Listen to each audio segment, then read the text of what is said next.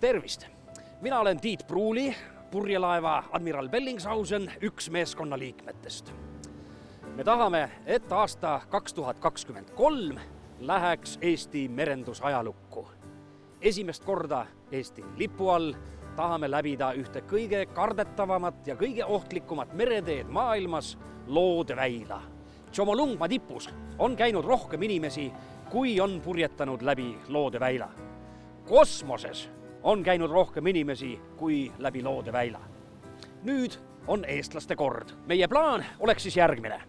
Alustame teekonda 23. aasta jaanipäeva paiku Eestist ning seilame esmalt Gröönimaa läänerannikule, kus uurime viikingite ajaloolisi asupaiku ja vaatleme Illulissati võimsaid jäämägesid. Seejärel seilame üle Baffini lahe ja kohe, kui jääolud peaksid lubama, siseneme Loodeväila. Seal on vähe inimesi, vähe logistilist abi, aga oleme selleks valmis.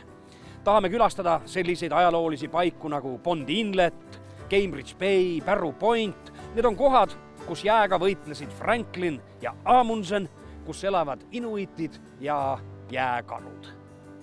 Hiljemalt septembrikuu lõpus peaksime olema teinud tiiru ümber Alaska ja jõudnud Beringi väina kaudu Aleuutidele, kuhu saame oma laeva siis talvekorterisse jätta. Sellest tuleb päris keeruline ettevõtmine. Meil on olemas merekindel teraskerega laev, mis on ennast tõestanud nii Antarktikas kui Arktikas. Meil on olemas professionaalne meeskond kaptenist kokani. Ma usun, meil saab olema ka natuke õnne, aga me vajame teie kõigi abi. Hoidke meile pöialt!